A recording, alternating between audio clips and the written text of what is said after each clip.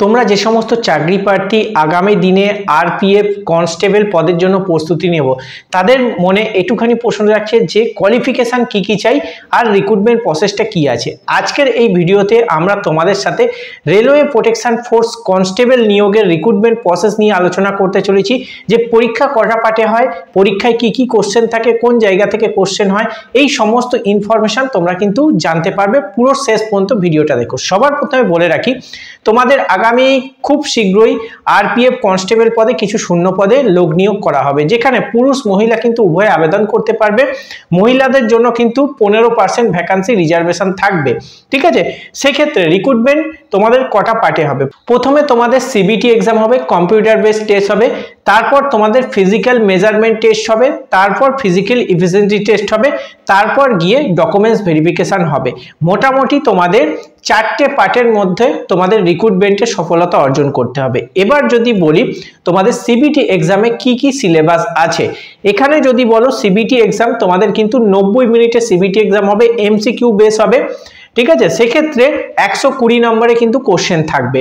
সেক্ষেত্রে general awareness থাকবে 50টা, তোমাদের ম্যাথ থাকবে 35টা, এর সাথে সাথে কিন্তু জিআই থাকবে 35টা। টোটাল মিলিয়ে 90 মিনিটে 120 নম্বরে তোমাকে কিন্তু এমসিকিউ বেস এক্সাম দিতে হবে। এবার এক্সামে তুমি কোয়ালিফাই করলে তোমাকে ফিজিক্যাল মেজারমেন্ট এবং ফিজিক্যাল এফিসিয়েন্সি টেস্টের জন্য দেখা হবে। ফিজিক্যাল মেজারমেন্টে যদি মেলদের ক্ষেত্রে বলি, সেক্ষেত্রে তুমি যদি ইউআর প্রার্থী হয়ে থাকো 165 কিন্তু হাইট চাই, মানে 165 সেমি হাইট চাই।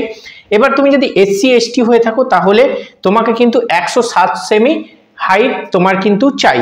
এবং তুমি যদি রাজবংশী গোর্খা গাড়োয়ালি হয়ে থাকো তাহলে 163 সেন্টিমিটার হাইট তোমার কিন্তু লাগবে। তার সাথে সাথে তুমি যদি মেল একজন জেনারেল ক্যান্ডিডেট হয়ে থাকো তাহলে বুকের ছাতি কিন্তু 80 সেমি লাগবে। আর তুমি যদি মেল এসটি এসসি ক্যাটাগরি থেকে বিলং করো তাহলে তোমার বুকের ছাতি কিন্তু 76.2 সেন্টিমিটার লাগবে। এবং গোর্খা গাড়োয়ালি এই যদি তুমি মেল হয়ে থাকো তাহলে তোমার কিন্তু 80 সেন্টিমিটার বুকের ছাতি লাগবে। এই হচ্ছে মেজারমেন্ট টেস্ট, যেটা আরপিএফ কনস্টেবল মেলদের জন্য। এবার যদি ফিমেলদের ক্ষেত্রে বলি, ফিমেলদের মেজারমেন্ট টেস্ট কি আছে। ফিমেলদের কিন্তু উচ্চতা লাগছে, যদি জেনারেল হয়ে থাকো 157 সেমি, এবং এসসি এসটির জন্য কোনো ছাড় নেই, এসটি এসসির ফিমেলের জন্য কিন্তু 157 সেন্টিমিটার হাইট চাই। এবং গোর্খা গাড়োয়ালি হলে কিন্তু সেখানে একটু ছাড় আছে, ফিমেলদের জন্য 155 সেন্টিমিটার হাইট হলে তোমার কিন্তু এখানে রিক্রুটমেন্টে মানে মেজারমেন্টে তুমি সিলেক্টেড হয়ে যাবে। এবার মেজারমেন্টের পর তোমার ফিজিক্যাল এফিসিয়েন্সি টেস্ট হবে। ফিজিক্যাল এফিসিয়েন্সি টেস্টের ক্ষেত্রে প্রথমে আমি মেলদের বলে নিই। মেলদের যেটা আছে, তোমাকে 1600 মিটার 5:45 কিন্তু কমপ্লিট করতে হবে, মানে 5 মিনিট 45 সেকেন্ডে মেলদের 1600 মিটার কিন্তু দৌড় কমপ্লিট করতে হবে।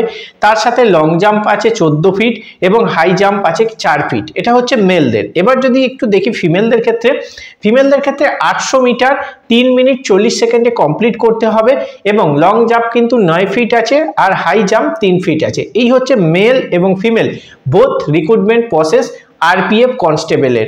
তো ভ্যাকান্সি যবেই বেরো তোমাদের কিন্তু আরপিএফ বা রেলওয়ের যে অফিসিয়াল ওয়েবসাইট আছে, রেলওয়ে রিক্রুটমেন্ট বোর্ড যে অফিসিয়াল ওয়েবসাইট আছে, সেই অফিসিয়াল ওয়েবসাইটে নজর রাখতে হবে। সেখানেই কিন্তু আবেদন বেরোবে, সেখানেই নোটিফিকেশন বেরোবে, সমস্ত সেখানে বেরোবে, ঠিক আছে। তাই ভালো করে প্রস্তুতি নাও। তোমাকে জাস্ট একটা সিবিটি এক্সামের মাধ্যমে তুমি একজন আরপিএফ কনস্টেবল হতে পারছো। আর এখানে খুব একটা বিষয় নেই, এখানে জেনারেল অ্যাওয়ারনেসটা, ম্যাথটা এবং জিআইটা আছে, যেখানে কিন্তু তোমাদের নেগেটিভ মার্কিংও এখানে আছে। তাই একটু ভালো করে তোমাকে কিন্তু পড়াশোনা করতে হবে।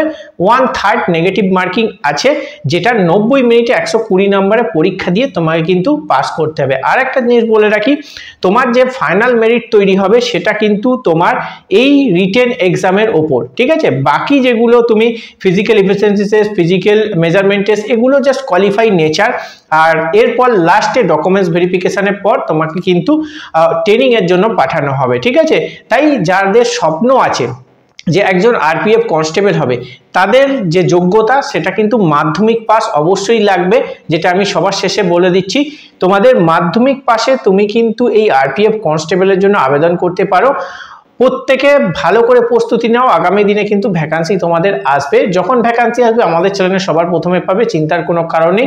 তো চলো আজকের ভিডিওতে আমরা রেলওয়ে প্রোটেকশন ফোর্স মানে আরপিএফ কনস্টেবল নিয়োগের রিক্রুটমেন্ট প্রসেস সম্পর্কে তোমাদের সাথে আলোচনা করলাম। যদি মনে কোনো প্রশ্ন থাকে অবশ্যই কমেন্ট বক্সে কমেন্ট করবে, আমরা রিপ্লাই দেওয়ার চেষ্টা করবো। আজকের ভিডিও এখানেই শেষ করা যাক, দেখা হচ্ছে আবার একটি নতুন ভিডিওতে, তখন সুস্থ থাকবে, ভালো থাকবে।